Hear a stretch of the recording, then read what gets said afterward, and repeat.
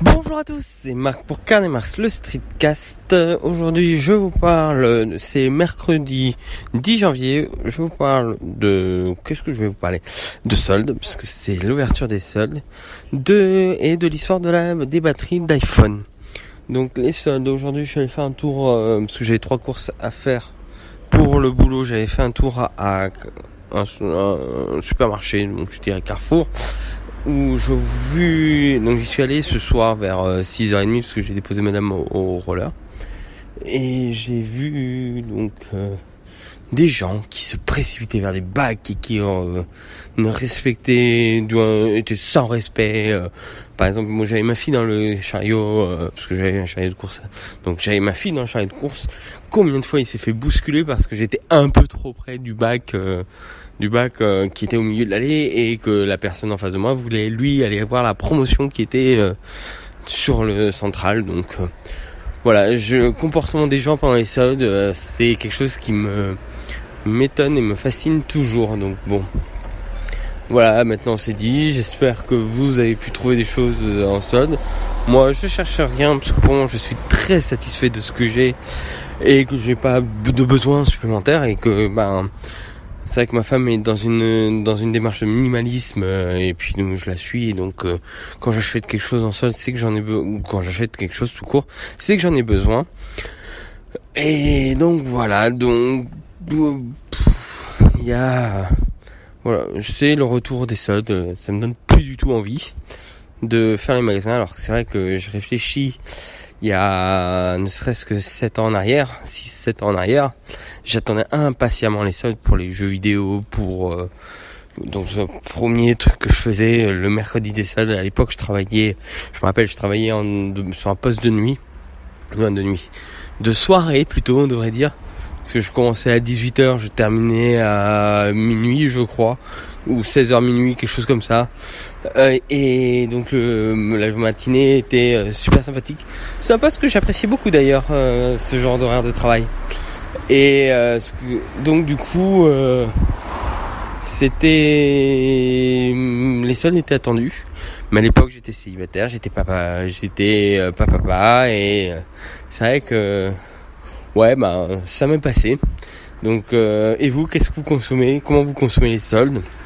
N'hésitez pas à me le dire sur Twitter ou en commentaire sur l'article du blog, parce que là je vais faire un petit article sur le blog concernant l'épisode du Streetcast.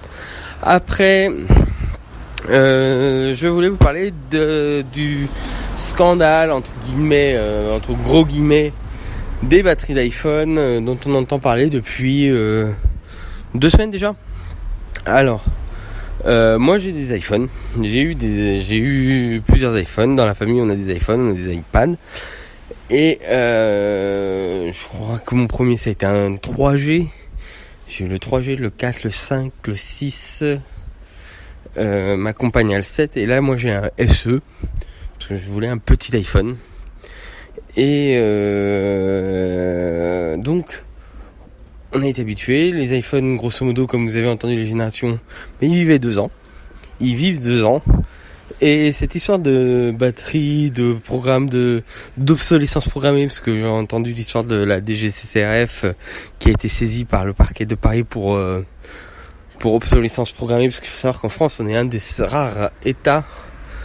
rares pays où l'État reconnaît l'obsolescence programmée, que ça existe. Il faut savoir que partout ailleurs dans le monde, l'existence même de l'obsolescence programmée n'est pas reconnue par les États et donc par la loi. Alors en France, on en a reconnu ça, et c'est la DGCCRF qui gère cette enquête sur l'obsolescence programmée. Et donc cette obsolescence programmée me surprend, parce que c'est vrai que si on regarde d'un point de vue ingénierie pure et dure, une batterie ne peut pas avoir la même capacité au moment où on l'achète et 6 mois, 1 an après, parce qu'on va l'utiliser.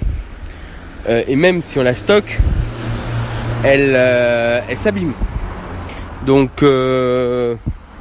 on peut comprendre. Et après, moi je pense, c'est vraiment mon avis, qu'Apple, en protégeant son processeur, en protégeant les composants et en réduisant la performance des iPhones pour protéger le système, c'est-à-dire pour éviter qu'on rachète un nouveau système parce qu'il a grillé à cause de la batterie ou qu'il s'éteigne pendant qu'on l'utilise, donc pour favoriser l'expérience utilisateur, Apple fait son boulot de nous donner un produit qui est ready to use et useful tout le temps. Donc non, il faut arrêter avec ce scandale.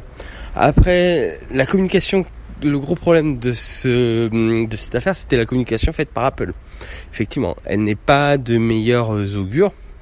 Donc là-dessus, c'est vrai qu'ils devraient travailler dessus. Mais Apple et la communication, c'est toujours été une drôle d'histoire. Donc voilà, après je sais que je vais en profiter du programme, je vais pas être couillon, hein. Le programme de changement des batteries à 29€ par Apple, je vais en profiter, je vais faire changer...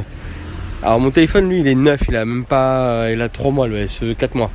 Donc c'est vrai que je vais en profiter au mois de novembre-décembre de faire changer ma batterie du SE et la batterie de l'iPhone 7 de madame pour prolonger un peu la durée de vie du téléphone. Mais la démarche qu'a eu Apple ne me choque pas et je le trouve même plutôt respectable et ça fait partie du deal qu'on a quand on achète un appareil à la pomme. Donc voilà, et puis ouais, voilà. Je pense avoir fait le tour du sujet. C'est un petit épisode de 6 minutes, d'un peu moins de 7 minutes. Donc vous pouvez me retrouver sur @carnemarx sur Twitter, Instagram et sur mon blog carnemarx.fr. Allez, ciao, à plus.